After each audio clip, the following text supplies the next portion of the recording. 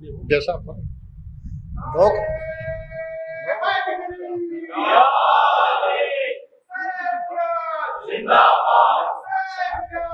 میں پڑھ دوں گا، ایسا کچھ نہیں ہے. تم ایک شعر پڑھ دے.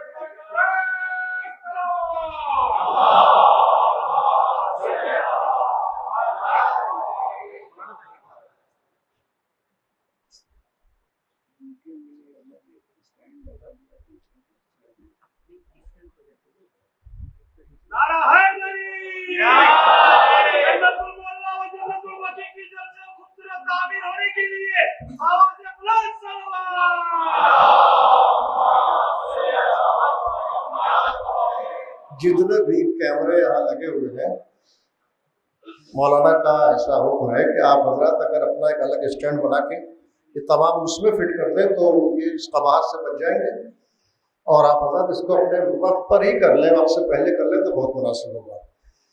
مجھے جناب نے حکم دیا ہے، لہٰذا میں 4-5 شعر آپ کی خدمت پیش کرتا ہوں. سماعت فرمائے کہ نہر فرات کیا یہ سمندر سمیٹ لے، نہر فرات کیا یہ سمندر سمیٹ لے، عباس چاہے مشک میں کوثر سمیٹ لے، عباس چاہے مشک میں کوثر سمیٹ لے، اور دنیا نبی کہے گی تیرے لال کو حسین. شعر سماعت فرمائے کہ دنیا نبی کہے گی تیرے لال کو حسین، خالق اگر جو سایہ اکبر سمیٹ لے. دنیا نبی کہے گی تیرے لال کو حسین، خالق اگر جو سایہ اکبر سمیٹ لے. اور فضا کنیز فاطمہ زہرا ہے اس کا نام، فضا کنیز فاطمہ زہرا ہے اس کا نام، جملوں میں جو قرآن کے جوہر سمیٹ لے. اور آخری شعر سماعت فرمائے کہ 18 بھائیوں کی چہیتی بہن ہوں میں، 18 بھائیوں کی چہیتی بہن ہوں میں، ہمت ہے کس میں جو میری چادر سمیٹ لے، ہمت ہے کس میں جو میری چادر سمیٹ لے. میں ایک مرتبہ پھر معتبرہ التماس کرتا ہوں علی جناب مولانا علامہ آیت اللہ سید عقل الغراوی صاحب سے کہ مجلس کو خطاب فرمائے. آپ حضرات ایک باواز بلند سلوا سب کا خیر مقدم فرمائے.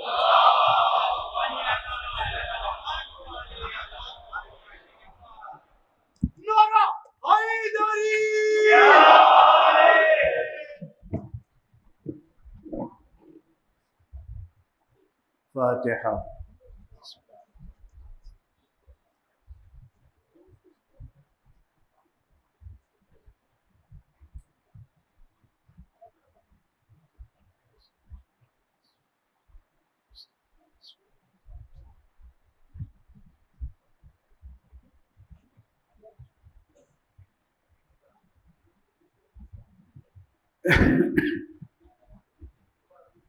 أعوذ بالله من الشيطان الرجيم.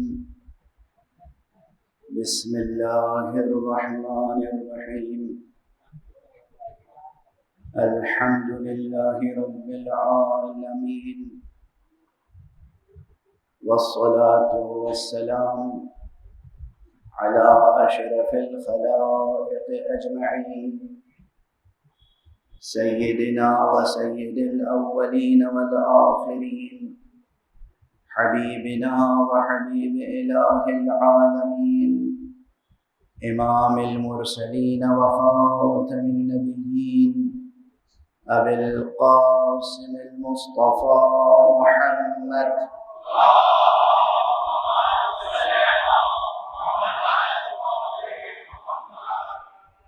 وعلى أهل بيته الطيبين الطاهرين الهداة المهديين المعصومين المظلومين، واللعنة الدائمة على أعداء الحق والدين.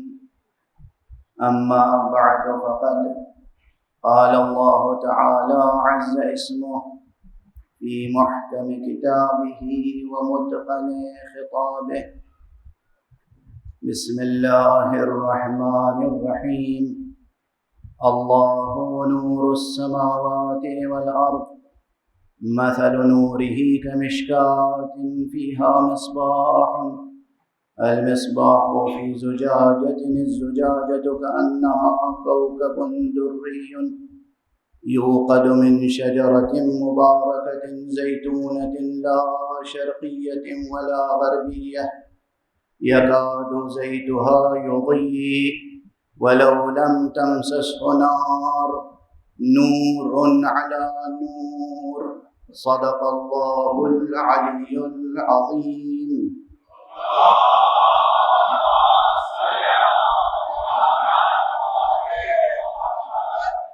ایک اور بلند تر صلوات پڑھ دیں.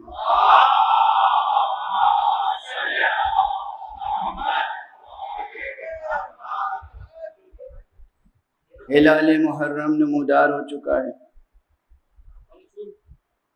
ایک نئے ہجری سال کا آغاز ہو چکا ہے. ہلال محرم اور ہجری سال کا آغاز اپنے ساتھ بہت سے اہم پیغامات لے کر آتا ہے، اور سب سے بڑی بات یہ ہے کہ تمام انسانوں کے لیے یہ بہت سے زندگی سے متعلق تصورات، وجود سے متعلق حقائق، دین و ایمان سے متعلق بہت سے مسائل، الہیات سے لے کر سماجیات تک نہ جانے کتنے قضیوں کی ایسی صاف اور شفاف تصویر لے کر آتا ہے کہ انسان اگر چاہے تو اپنی زندگی ایک نئے سرے سے شروع کر سکتا ہے، اور وہ بھی زندگی نئے سرے سے شروع کرنے کے معنی کیا ہے؟ زندگی اس خاکنائے دہر میں آنے کے بعد خاک و خون سے آلودہ ہوتی ہے، ورنہ زندگی کا آغاز طہارت ہے، زندگی کا آغاز نفاست ہے، زندگی کا آغاز خطا سے محفوظ ہے. تو زندگی کے از سر نو آغاز کے معنی یہ ہیں کہ انسان، جس کی طرف کل بھی میں نے اشارہ کیا تھا کہ انسان کفر سے ایمان کی طرف، باطل سے حق کی طرف، عصیان سے فرما برداری کی طرف، سرکشی و سرتابی سے اطاعت حق کی طرف اور بیعت حق کی طرف ہجرت کرتا ہے. اور یہ ہجرت کس روشنی میں ہوتی ہے؟ بس اس مسئلے کو بیان کرنے کے لیے آپ کے سامنے تو یہ مسئلہ بیان کرنے کی ضرورت نہیں ہے، اور یہ مقام شکر ہے آپ کے لیے بھی میرے لیے بھی. مقام شکر ہے، آپ کے لیے بیان کرنے کی ضرورت نہیں ہے. لیکن ہاں، ابھی روئے زمین پر بہت سے ایسے ہیں جو اس حقیقت سے واقف نہیں ہیں کہ نیکیوں کے لیے حق سبحانہ و تعالیٰ کی سچی بندگی کے لیے باطل سے نکل کر حق کے دائرے میں آنے کے لیے سب سے بڑی روشنی جو ہمارے سامنے لے کر آتا ہے ہر ہجری سال، وہ روشنی وجود مبارک حضرت ابو عبداللہ الحسین علیہ السلام۔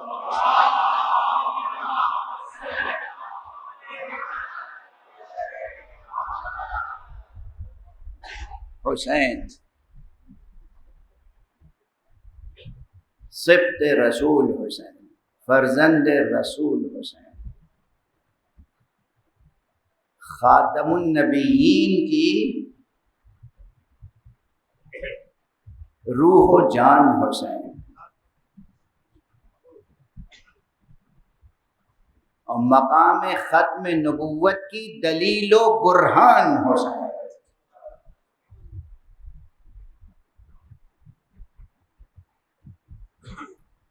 اس مرتبہ ارادہ تو یہی ہے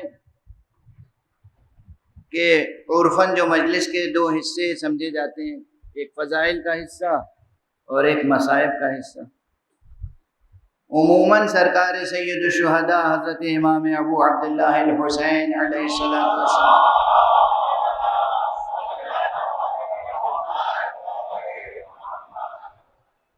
کی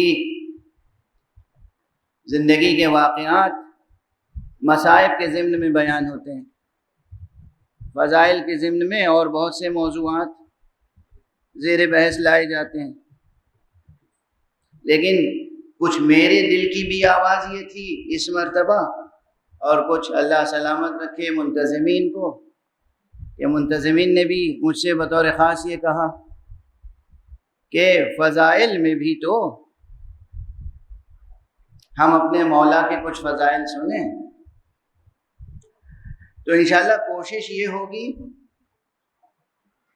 کہ سیرت طیبہ حسینیہ ہی کا بیان ہوتا رہے،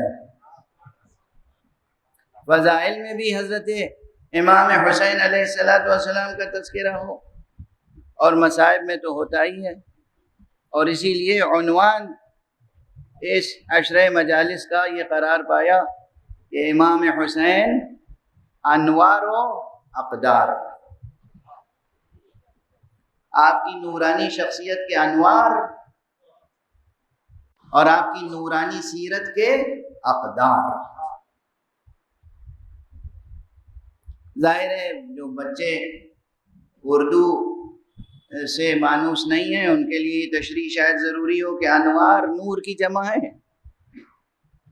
لائٹ نور اس کی جمع ہے انوار، اور اقدار جو ہے وہ قدر کی جمع ہے، اور قدر جس معنی میں یہاں استعمال ہو رہا ہے اس کے معنی ہے ویلیو، یعنی values, moral values, ethical values, spiritual values,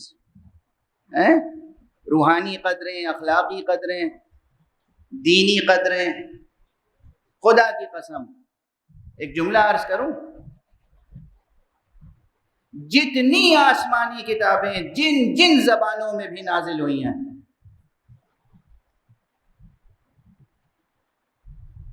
مجھے اپنے برادران وطن کی طرف بھی بہت سے پیغامات پہنچانے ہیں، اور آپ کی طرف بھی، جتنی آسمانی کتابیں ہیں چاہے وہ جس زبان میں بھی نازل ہوئی ہوں،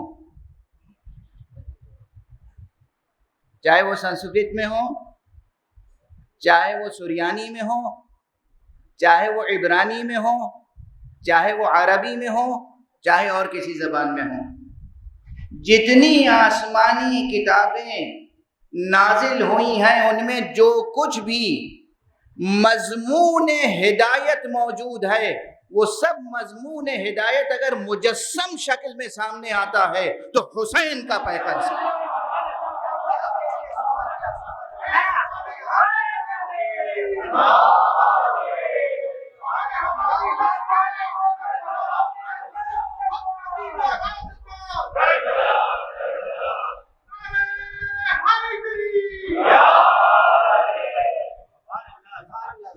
خدا کی قسم، چاہے وہ ویداز ہوں، چاہے اپنشد ہو،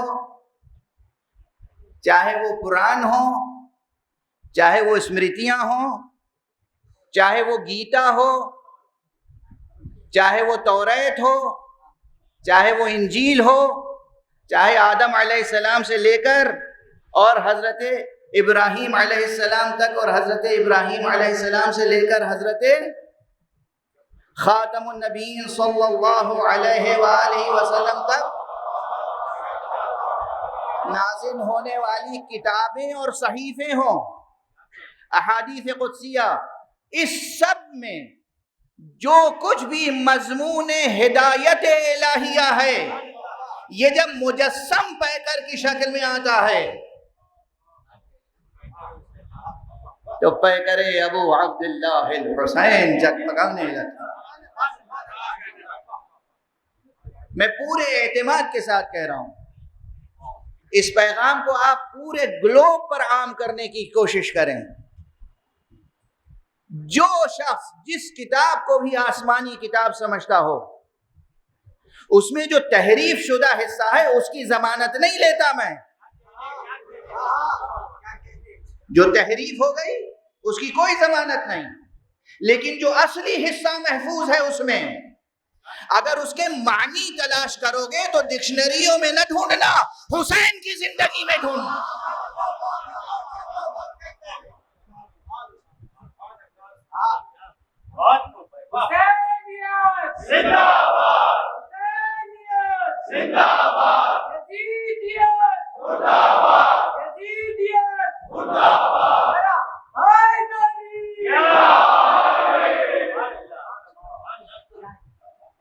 اس بات کو ذہنوں میں بٹھا لیں، کبھی کہیں بھی آپ سے ملاقات ہو کسی کی اور گفتگو ہو، گفتگو تو ہونی چاہیے۔ آپ کو معلوم ہے یہ گفتگو یہ انسان کا شرف ہے۔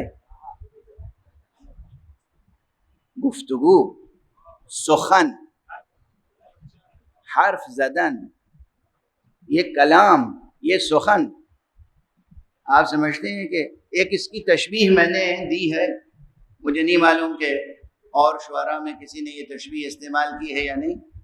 یہ جو آپ کا وجود ہے نا، اصلاً وجود بشری، وجود انسانی، اس کو اگر ایک شمع سے آپ تشبیہ دیں، شمع، تو زبان کی حیثیت وہی ہے جو شمع میں لو کی حیثیت ہوتی ہے۔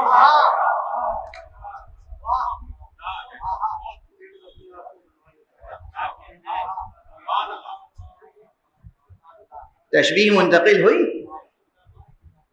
آپ کا جو وجود ہے اس کی مثال شمع کی سی ہے، لیکن شمع کی دو حالتیں ہوتی ہیں، بجھی ہوئی ہوتی ہے تو اس کی زیادہ قدر و قیمت نہیں ہوتی،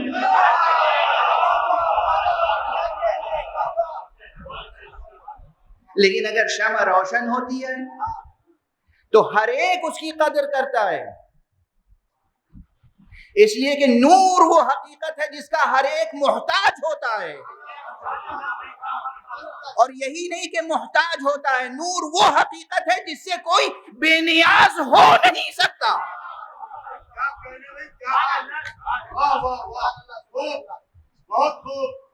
نور وہ حقیقت ہے جس سے کوئی بے نیاز نہیں ہو سکتا۔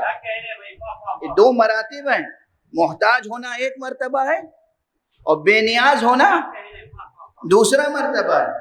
نور وہ حقیقت ہے کہ جس سے نہ کوئی ایسا ہے کہ جو محتاج نہ ہو مخلوقات خدا میں، اور نہ کوئی ایسا ہے جو اس سے بے نیاز اور مستغنی اور غنی ہو سکتا ہو۔ تو آپ کا وجود ہر ایک، یاد رکھیے گا اپنی تعریف، میری کوشش یہ ہوتی ہے کہ انسان اپنی انسانی عظمت کو پہچان لے۔ خدا کی قسم اگر انسان بحیثیت انسان اپنی عظمت کو پہچان لے تو اس سے کوئی غیر اخلاقی عمل صادر ہو ہی نہیں سکتا۔ اگر انسان اپنی ڈگنیٹی کو پہچان لے، اپنی عظمت کو پہچان لے، اپنی شرافت اور کرامت کو پہچان لے تو اس سے غیر انسانی یا کوئی غیر اخلاقی عمل صادر نہیں ہو سکتا۔ تو آپ کی ایک تشبیہ یہ ہے، اور بڑی مکمل تشبیہ ہے یہ، کہ آپ کی حیثیت ایک شمع کی سی ہے، اور اس شمع میں جو روشنی دینے والی شے ہے، حاصل شے، لو، وہ زبان ہے. اور اسی لیے میں نے کہیں عرض کیا ہے دو مصرے کے، ایک شمع کی لو رکھی گئی ہے جو دہن میں، ایک شمع کی لو رکھی گئی ہے جو دہن میں، مقصود یہ ہے نور محبت ہو سخن میں. ایک صلوات پڑھ دیجئے محمد وآلہ.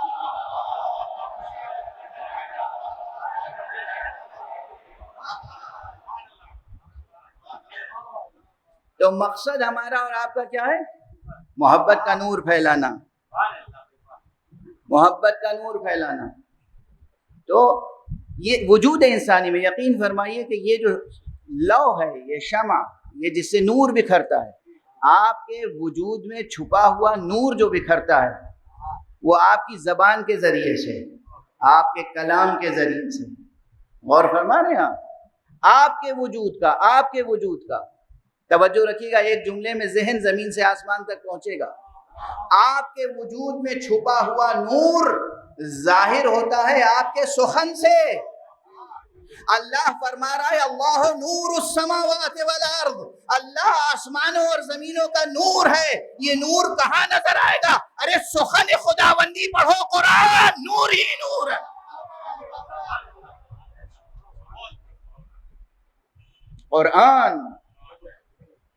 قرآن پڑھیے. قرآن یہ انسانوں کے ہاتھ سے لکھا ہوا جو قرآن پریس سے چھپ کے آتا ہے، یہ سفید کاغذ پر سیاہ حرفوں سے لکھی ہوئی عبارت کا نام قرآن نہیں ہے. قرآن از اول تا آخر، ظاہر سے باطن تک، باطن سے ظاہر تک وہ سخن ہے جو نور ہے، نور مجرد ہے اور ایک زندہ نور ہے. قرآن کی عظمت کو سمجھیے، اس لیے کہ یہ سخن الہی ہے. کس کا سخن ہے؟ آپ کا سخن اگر نور بن سکتا ہے،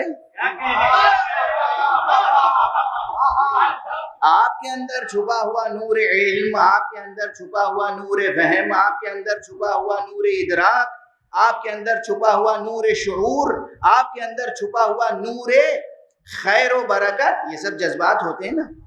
آپ کے دل میں اگر کسی کے لیے سچی، بے لوث، بے غرض کوئی محبت اور ہمدردی کا جذبہ ہے تو وہی جذبہ نور ہوتا ہے، نور.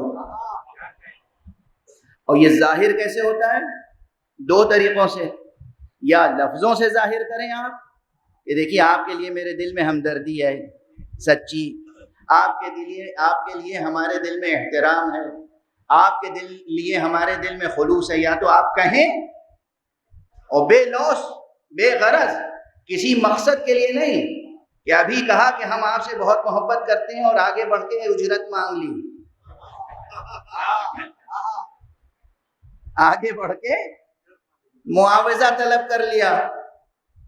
یہ نہیں، واقعاً بے لوث، بے غرض محبت ہو تو یہ بے لوث و بے غرض محبت نور ہوتی ہے.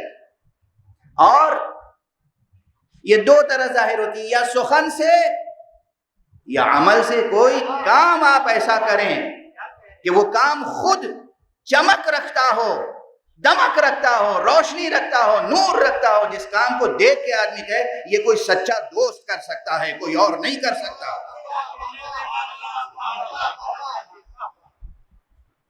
ایک دوست دوسرے دوست کے لیے کچھ کرے تو سارا ماحول گواہی دے کہ نہیں یہ بے لوث کام ہے، یہ بے غرض کام ہے، اس کے نیچے کوئی ہڈن ایجنڈا نہیں ہے، یہ عمل مخلصانہ ہے، یہ شخص اس نے خالص محبت کے تحت یہ سلوک کیا ہے. اور فرمایا آپ نے تو عمل کے ذریعے سے بھی نور ظاہر ہوتا ہے، سخن کے ذریعے سے بھی نور ظاہر ہوتا ہے. ہم ممبروں پر آ کر اہل بیت اطہار کا، محمد اور آل محمد کا بھی ذکر اس لیے کرتے ہیں، ان کا کلام سنائے تو نور ہے، ان کی سیرت بیان کرے تو نور ہے.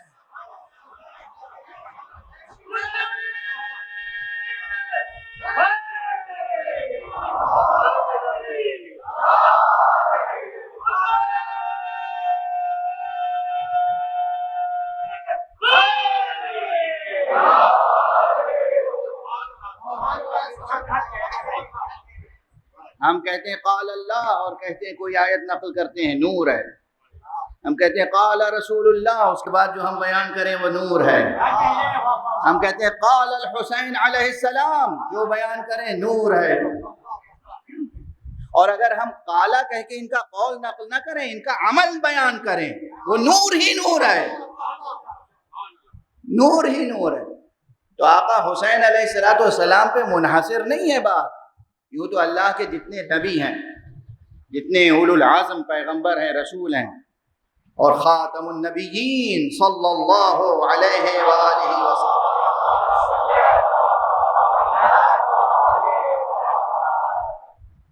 اللہ کے کلام کے بعد ان سب کا کلام نور ہے. اور جناب سرکار رسالت مآب کے بعد ان کے وصی و جانشین نفس رسول. خود نفس رسول یہ ایسا لقب ہے، ایسی کنیت ہے، ایسا لقب ہے کہ اس سے بڑا کوئی لقب ہے نہیں. نفس رسول. اور وہ لقب کسی اور نے نہیں دیا ہے، وہ لقب اللہ نے خود عطا فرمایا ہے. نفس رسول، امیر المؤمنین. اور یہ امیر المؤمنین بھی کوئی چھوٹا لقب نہیں ہے. علی ابن ابی طالب وہ واحد شخص ہیں جن کا لقب امیر المؤمنین سیاسی نہیں، دینی ہے.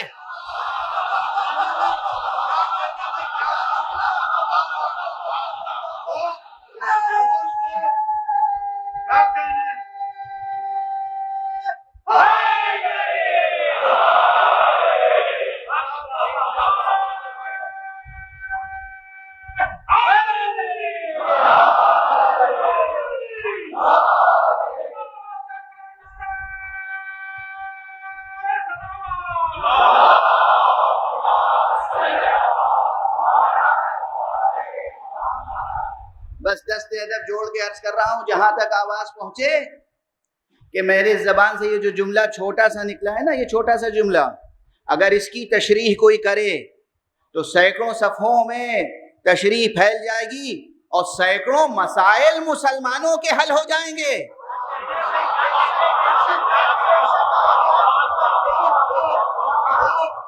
اس لیے کہ بس دیکھنا یہ ہے کہ میں نے کہا علی ابن ابی طالب وہ ذات گرامی ہے جس کا لقب امیر المومنین سیاسی لقب نہیں ہے، دینی لقب ہے. فرق کیا ہے؟ فرق کیا ہے؟ دینی لقب وہ ہوتا ہے، دینی حقیقت وہ ہوتی ہے جس کا تعلق خدا سے اور رسول سے ہو. سیاسی حقیقت تو کسی سے بھی وابستہ ہو سکتی ہے.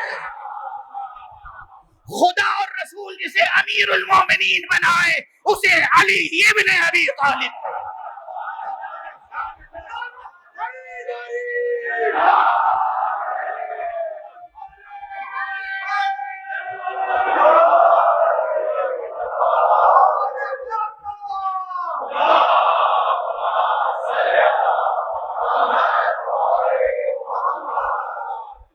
اور اس کے برعکس ایک بھیڑ اکٹھا ہو کے کسی کو بھی امیر المومنین کہنے لگے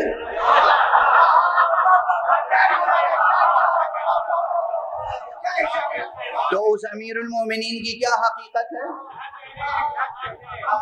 ایک بھیڑ اکٹھا ہو جائے اور کسی کو بھی امیر المومنین کہنے لگے تو اس کی کیا حقیقت ہے؟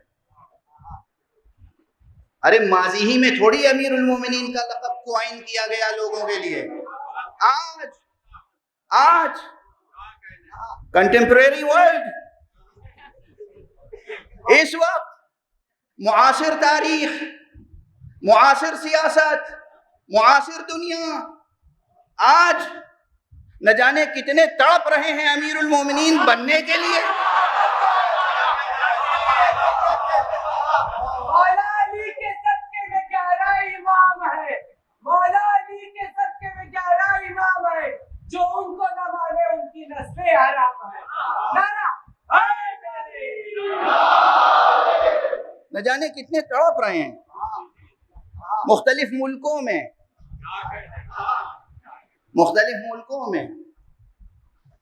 اور نہ جانے کتنے تو بننا چاہتے ہیں امیر المومنین بکمک یہود.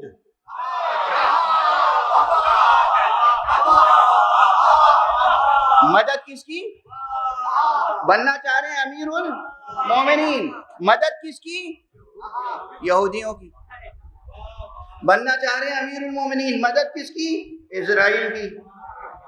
بننا چاہ رہے ہیں امیر المومنین. مدد کس کی؟ شیطان اکبر کی.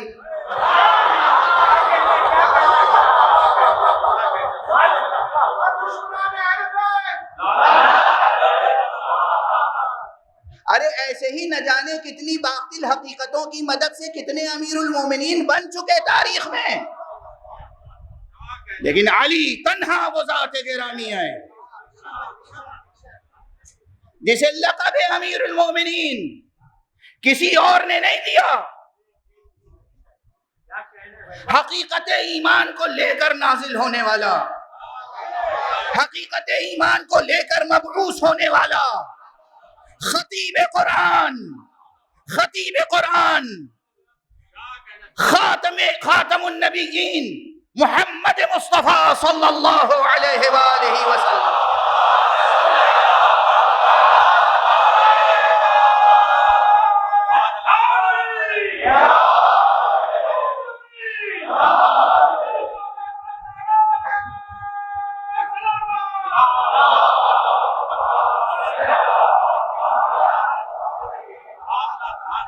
انہوں نے اپنی زندگی میں, مسئلہ یہ ہے سب سے بڑا, اللہ کا آخری رسول, امام المرسلین, خاتم النبیین, رحمت للعالمین, صاحب خلق عظیم, جس کے لیے اللہ نے فرمایا ہے کہ یہ اپنی خواہش نفس سے کچھ کہتے ہی نہیں جب تک کہ وحی نہ نازل ہو جائے. قرآن مجید وہ پیغمبر اگر مجمع کو اکٹھا کرے اور اپنی موجودگی میں سب کو حکم دے جاؤ اور ایک ایک جا کر علی ابن ابی طالب کو سلام کرو یہ کہہ کر السلام علیک یا امیر المومنین,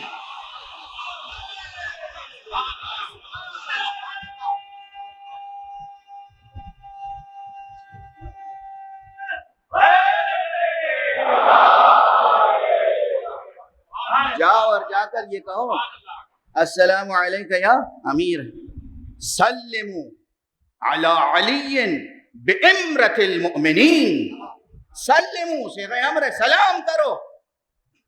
اب ایک جملہ یہیں سے عرض کروں, یہ جملہ تو شاید پہلے بھی کہہ چکا ہوں لیکن اب جو کہنے جا رہا ہوں وہ اس سے قبل کہیں منبر پہ نہیں کہا, چھوٹا سا جملہ ہے.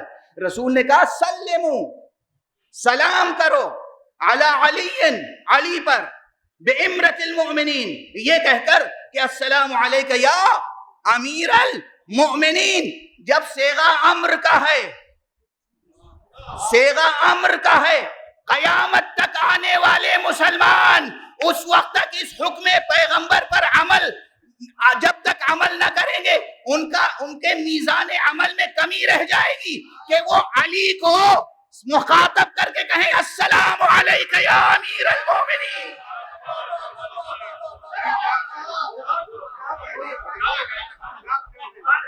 یعنی صرف یہی نہیں کہ جو مجمع وہاں تھا, جو غدیر میں مجمع تھا اس میں تو جس کا دل چاہتا تھا اس نے بھی, جس کا دل نہیں چاہتا تھا اس نے بھی السلام علیک یا امیر المومنین کہا اور بیعت کی. لیکن اب یہ نہیں کہ بس وہ اس دن کے لیے حکم تھا, کیا پیغمبر نے کہا بس آج کے لیے یہ حکم ہے اس کے بعد نہیں, قیامت تک جس شخص کو بھی یہ حدیث سنے, جو شخص بھی یہ حدیث سنے, جو شخص بھی یہ حدیث پڑھے اس پر لازم ہے پڑھتے ہی کہے لبیک یا رسول اللہ, اور کہے السلام علیک یا امیر المومنین.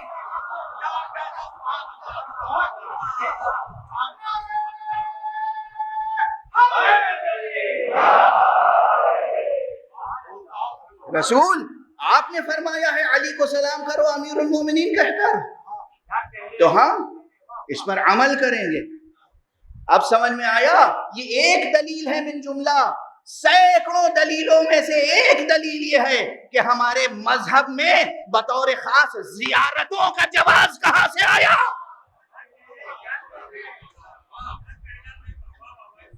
قرآن کی تلاوت کرنا ہمارا ایک دینی فریضہ ہے، ہماری تہذیب کا حصہ ہے۔ دعائیں پڑھنا ہماری تہذیب کا حصہ ہے، اور خدا کی قسم اہل بیت کے ماننے والوں کے پاس جو دعاؤں کا ذخیرہ ہے نورانی، اس سے بہتر اور برتر اور جامع تر کسی اور کے پاس ذخیرہ نہیں ہے۔ صحیفہ علویہ موجود ہے، صحیفہ سجادیہ موجود ہے، صحیفہ حسینیہ موجود ہے، صحیفہ فاطمیہ موجود ہے۔ اب تو صحیفوں کے پورے سلسلے سامنے آ چکے ہیں۔ قرآن کی تلاوت، دعاؤں کی تلاوت، اور اس کے بعد ایک خاص ذخیرہ ہے ہمارے ہاں، اور وہ زیارتوں کا ذخیرہ ہے۔ پیغمبر کے مزار مقدس پر جاؤ، مزار مقدس، مزار کہا ہے میں نے، قبر نہیں کہا لفظ کلمہ۔ حالانکہ وہاں ایک قبر ہے، ایک لحد ہے، مگر مزار اس لیے ہم کہتے ہیں کہ مزار ہے زیارت سے۔ زیارت زندہ کی ہوتی ہے، مردہ کی نہیں ہوتی۔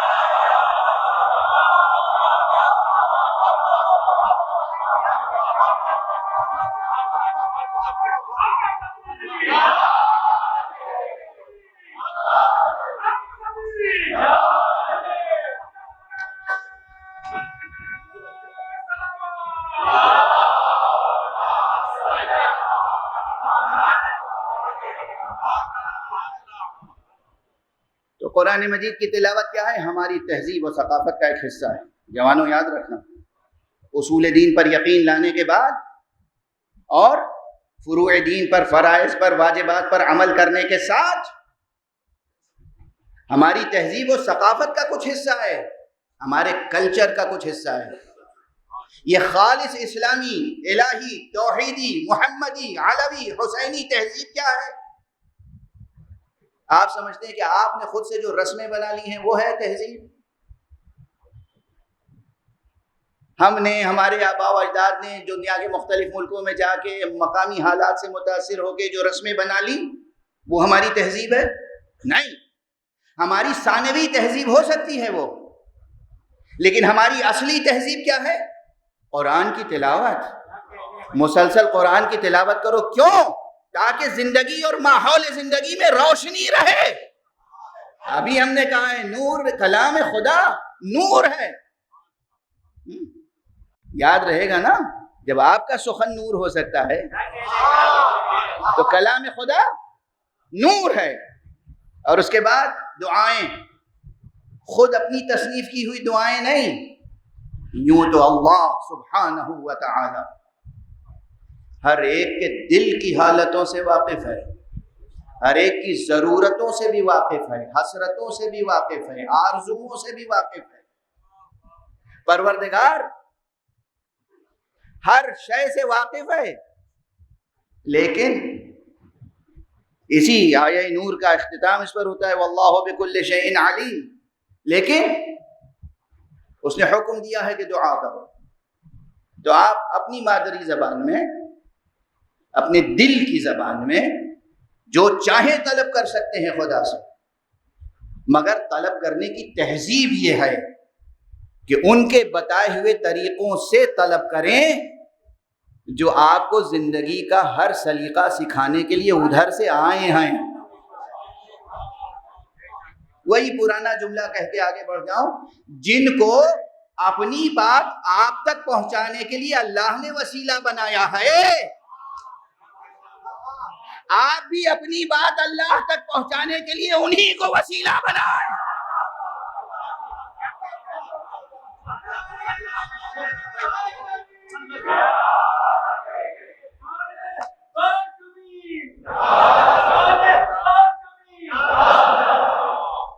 سادہ سا مسئلہ ہے، اس میں کوئی بہت پیچیدہ منطق تو نہیں ہے، نہ پیچیدگی ہے نہ مغالطہ، اس میں کوئی مغالطہ نہیں ہے۔ میں نے آپ کے پاس کسی کو پیغام دے کے بھیجا، کوئی خاص بات، اب اگر آپ اپنی کوئی خاص بات مجھ سے کہنا چاہتے ہیں تو بہترین طریقہ کیا ہے؟ آپ کسی کا انتخاب تھوڑی کر سکتے ہیں، کسی کو بھی آپ پکڑ کے لے آئے اور کہیں میری بات وہاں تک پہنچا دو، وہ جب مجھ تک آئے گا تو میں تو آپ کو جانتا ہی نہیں ہوں.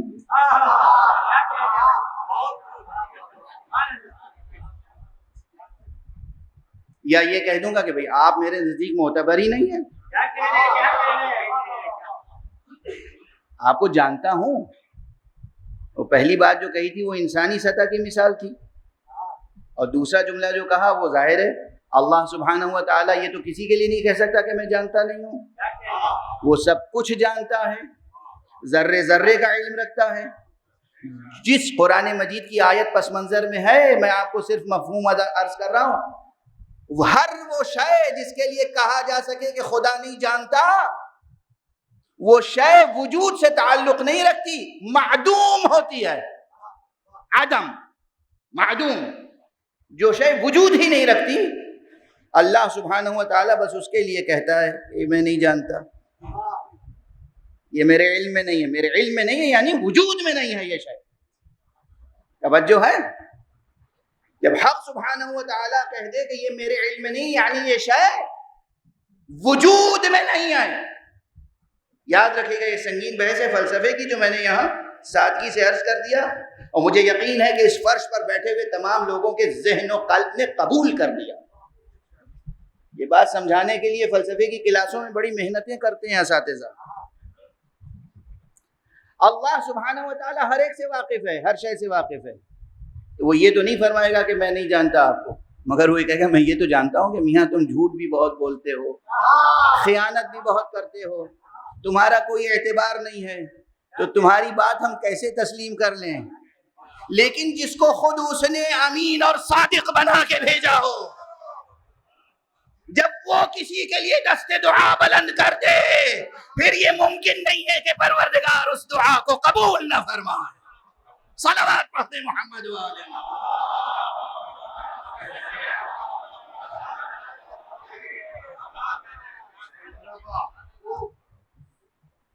تو بس اب بات سے بات نکلتی چلی جاتی ہے تو دامن سخن پھیلتا چلا جاتا ہے. لیکن وقت کی نزاکتوں کو ملحوظ خاطر رکھ کے میں کوشش کروں گا کہ دامن بیان کو سمیٹ لوں.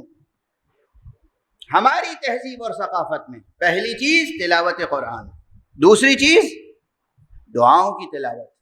یہ ہماری ثقافت، ہمارے اسلامی، روحانی، قرآنی، الہی، محمدی، نبوی، ولوی، علوی، حسینی کلچر کی چیزیں. قرآن کی تلاوت، دوسرے دعاؤں کی تلاوت. دعا کیسی کیسی دعائیں ہیں، دعائے کمیل، دعائے صباح، دعائے جوشن کبیر، دعائے جوشن صغیر، دعائے مجیر، دعائے مشلول. مختصر دعائیں، طویل دعائیں، جس کے پاس جتنا وقت ہو اس وقت کے مناسبت سے معصومین نے سب کچھ سکھایا. کوئی دعائے کمیل نہیں پڑھ سکتا کہ اس میں زیادہ وقت لگتا ہے، تو مختصر مختصر دعائیں بھی معصومین نے سکھائی ہیں. الہی کفا بی عزا ان اکون لک عبدا وکفا بی فخرا ان تکون لی ربا. یہ مختصر مختصر جملے امیر المومنین نے سکھائے، اس کی تفصیل بیان کیجئے تو دعائے کمیل وجود میں آ جائے گی. دعائے کمیل کو خلاصہ کر لیجئے تو یہ فقرے وجود میں آ جائیں گے. یہ وہ ہستیاں ہیں جو کبھی کسی موقع پر رحمت خدا سے کسی بندہ خدا کو مایوس ہونے نہیں دیتی. مایوس ہونے نہیں دیتی. مایوس وہی ہو سکتا ہے جس کا رشتہ آل محمد سے نہ ہو.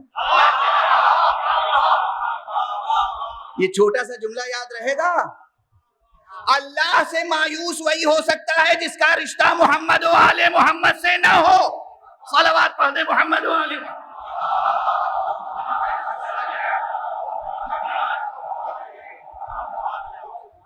ان سے رشتہ نہیں ہوگا تو خدا سے مایوسی کا امکان ہے، اور ان سے اگر رشتہ ہوگا کیا نورانی کلام ہے معصوم کا، جس میں فرمایا ہے کہ مجھے تعجب، معصوم کا جملہ اس طرح سے شروع ہوتا ہے، مجھے تعجب ہے اس شخص پر جس کے لیے استغفار کا در کھلا ہوا ہو اور پھر بھی رحمت خدا سے مایوس ہو جائے۔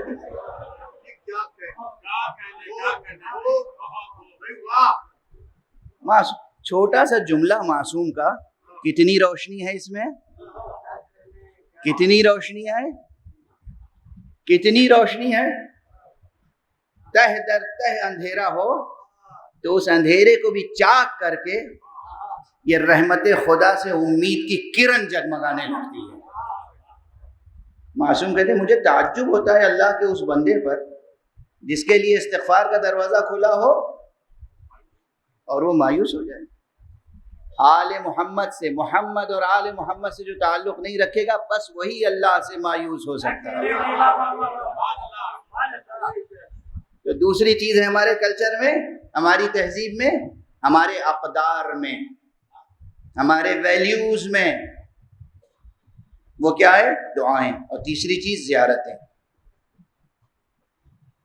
السلام علیک یا رسول اللہ، السلام علیک یا امیر المؤمنین۔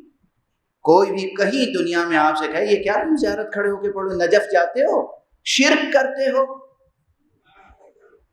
ہم کہتے ہیں السلام علیک یا امیر المؤمنین تو ہمیں تانا دیا جاتا ہے کہ یہ لوگ اپنے ائمہ اہل بیت کی پرستش کرتے ہیں۔ نعوذ باللہ، استغفر اللہ۔ یہ پوجا نہیں ہے، یہ پرستش نہیں ہے، یہ امر خدا اور امر رسول کی اطاعت ہے۔ اس معنی میں عبادت ضرور ہے کہ یہ اللہ کے حکم کی اطاعت ہے۔ واضح ہے، واضح ہے۔ ہم جا کے حجر اسود کو بوسہ دیتے ہیں۔ اب یہ مثال تو ایسی ہے، یہ مثال تو ایسی ہے کہ پوری دنیا میں کسی بھی ناصبیت زدہ مسلمان سے پوچھ لیجئے یا کسی سیدھے سچے سادے مسلمان سے پوچھ لیجئے، کہیے کہ تم اللہ کی پرستش کرتے ہو یا حجر اسود کی، آستینیں الٹ لے گا، اس کا بس چلے گا تو آپ کے خلاف ہتک عزت کا مقدمہ دائر کر سکتا ہے، اور دنیا میں اگر قائم نہ کر سکا تو آخرت میں تو بالکل اس کی یہ شکایت قبول ہوگی۔ آپ کسی مسلمان کو، کسی بھی مومن کو، کسی بھی کلمہ گو کو، آپ کو کیا حق ہوتا ہے کہ اس کی نیت میں شک شبہ کریں اور اسے مشرک یا کافر قرار دیں؟ وہاں شکایت درج ہو جائے گی، مقدمہ چلے گا کہ میں مومن ہوں، مسلم ہوں، اور اس شخص نے مجھے مشرک کہا۔ تو کسی کو بھی جو حجر اسود کو بوسہ دے رہا ہو، آپ اس عمل کو دیکھ کے یہ نہیں کہہ سکتے کہ یہ حجر اسود کی عبادت کر رہا ہے، اس کا معبود حجر اسود ہے۔ نہیں، معبود خدا ہے، معبود خدا ہے، لیکن حجر اسود کو بوسہ دینا اس مفہوم میں عبادت ہے کہ خدا اور رسول خدا کے حکم کی بجاوری ہو رہی ہے۔ اس لیے یہ عمل عبادت کا جز ہو گیا۔ معبود خدا ہے مگر حجر اسود کو بوسہ دینا یہ عبادت، نظام عبادت الہی کا حصہ ہو گیا، اس لیے کہ حکم خدا سے کیا جا رہا ہے، سیرت پیغمبر کی روشنی میں کیا جا رہا ہے۔ تو جب ہم نجف اشرف جا کر روضہ علی ابن ابی طالب پر چوکھٹ کو بوسہ دیتے ہیں اور کہتے ہیں السلام علیک یا امیر المومنین، یہ ہمارے نظام عبادت کا اسی طرح حصہ ہے جیسے حجر اسود کو بوسہ دینا۔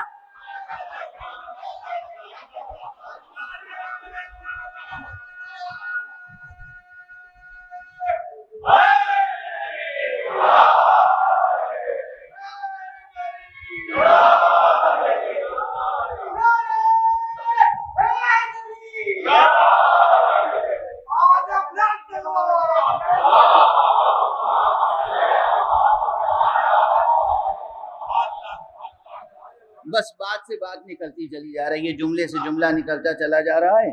جو کچھ عرض کرنا تھا آج اس سلسلے بیان کا آغاز بھی نہ کر سکا میں. بس ایک سلسلہ تھا گفتگو کا، آگے بڑھتا چلا گیا.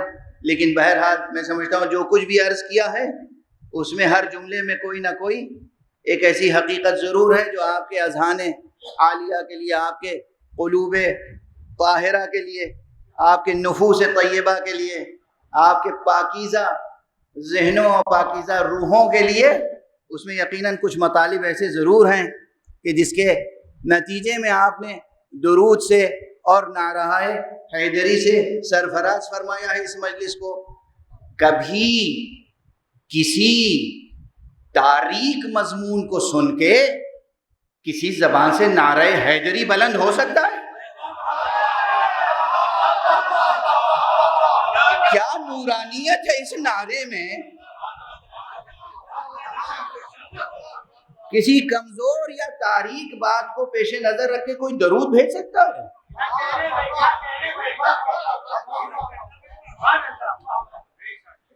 تو آپ کے اذہان نے قبول کیا، آپ کے قلوب نے قبول کیا. پوری مجلس آج کی تمہید میں گزر گئی، برجستہ گفتگو تھی جو ہوتی چلی گئی. اب جس طریقے سے السلام علیکہ یا امیر المومنین کہنا ہماری تہذیب کا حصہ ہے نا، ایسے ہی السلام علیکہ یا ابا عبد.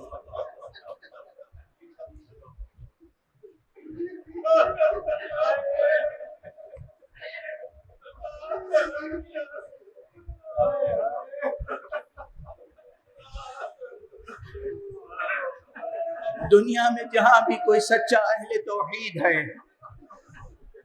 دنیا میں جہاں بھی کوئی سچا رسول کا وفادار ہے، دنیا میں جہاں بھی کوئی دل سے اشہد ان محمد رسول اللہ کہنے والا ہے، اس کی تہذیب و ثقافت اور اس کے کلچر کا حصہ یہ ہے کہ جب بھی اسے حسین کی یاد آئے کہ السلام علیکہ یا ابا عبداللہ، اور بطور خاص جب ہلال محرم نمودار ہو چکا ہو،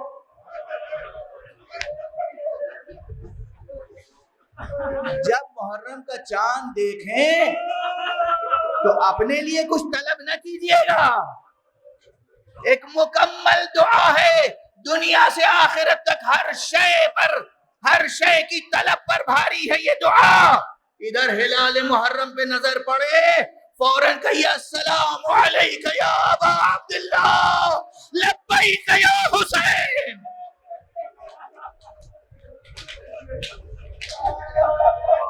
اجرکم علی اللہ.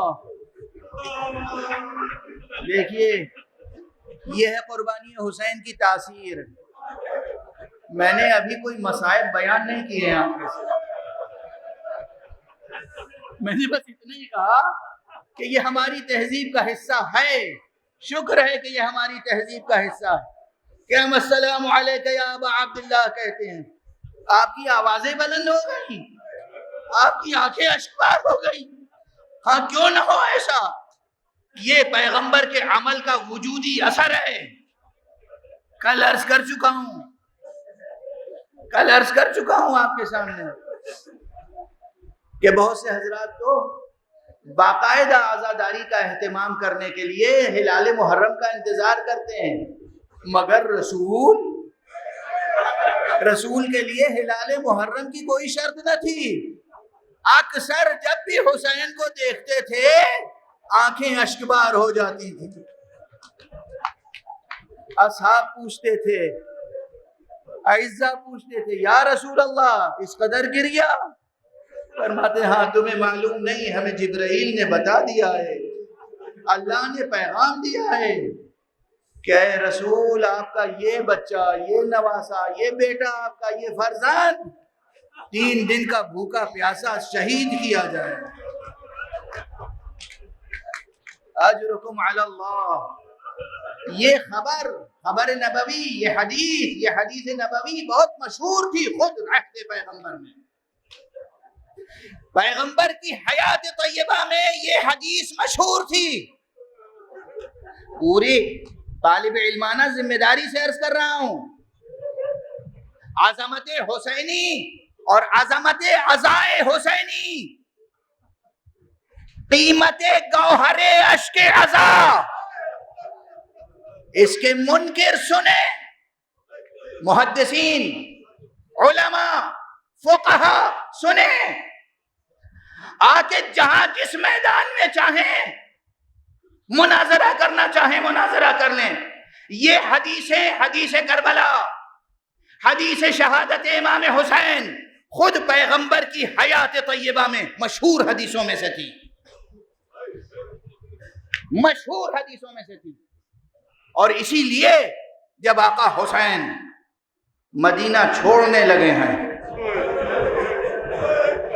تو سب آگے ایک ہی واسطہ دے رہے تھے، فرزند رسول آپ سفر نہ کریں،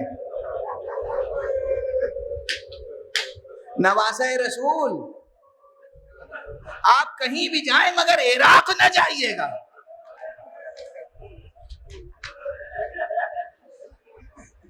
حضرت عبداللہ ابن عباس آئے، فرزند رسول ابو عبداللہ، عراق نہ جائیے۔ امام نے پلٹ کے کیا کہا؟ کہا ابن عباس جو حدیث تمہیں معلوم ہے کیا مجھے نہیں معلوم؟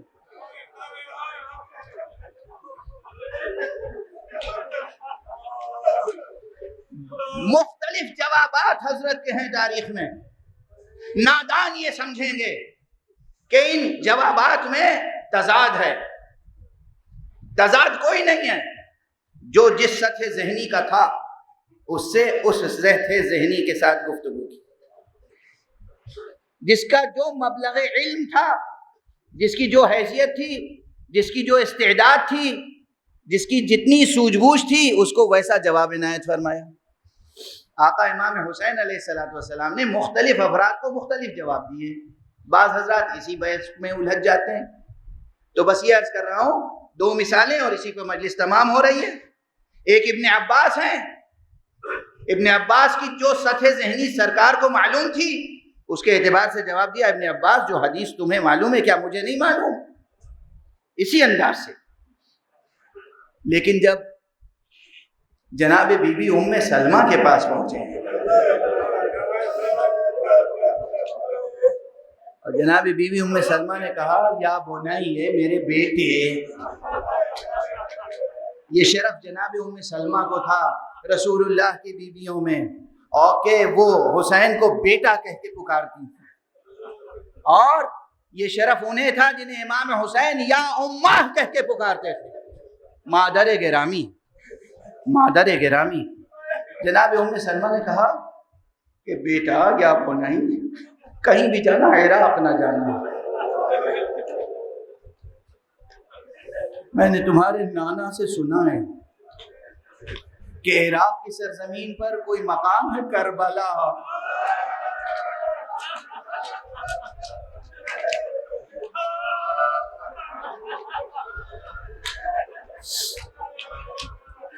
بیٹا میں اپنی زبان میں ترجمانی کر رہا ہوں، بیٹا میں نے سنا ہے کربلا میں بہت سخت وقت آنے والا ہے تمہارے اوپر، کہیں بھی جانا، عراق نہ جانا، کربلا نہ جانا۔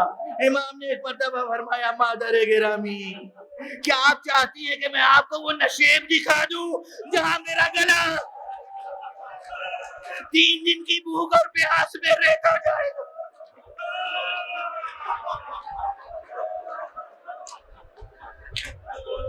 روایتوں کا نچوڑ، خلاصہ، ترجمانی۔ ایک مرتبہ اشارہ کیا، اختیار ولایت و امامت کو دکھایا، زمینیں پست ہوئی، زمین کربلا بلند ہوئی، ہاتھ بڑھایا، ایک مٹھی خاک لی، مادر گرامی یہ خاک بھی رکھ لیجئے اس خاک کے ساتھ جو پیغمبر نے آپ کے پاس رکھوائی۔ جب یہ خاک خون سے بدل جائے تو سمجھ لیجئے گا آپ کا بیٹا حسین کربلا میں شہید ہو گیا۔ انا للہ وَإِنَّا إِلَيْهِ رَاجِعُونَ رضا بقضائه وتسلیما لأمره۔ پروردگار، معبود، ہمیں علوم قرآن اور معارف اہل بیت سے آشنا فرما۔ پروردگار معبود ہمیں اور پوری ملت اسلامیہ کو تہذیب محمد و آل محمد کے سانچے میں ڈھال دے۔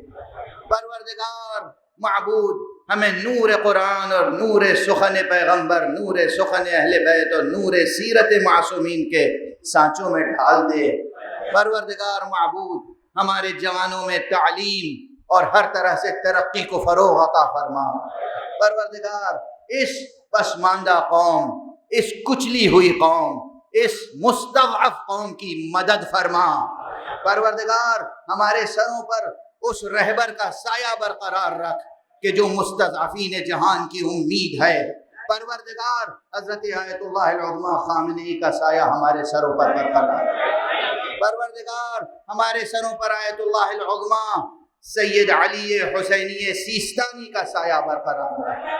پروردگار جو نائبین امام ہیں ان کا سایہ ہمارے سروں پر برقرار رکھ۔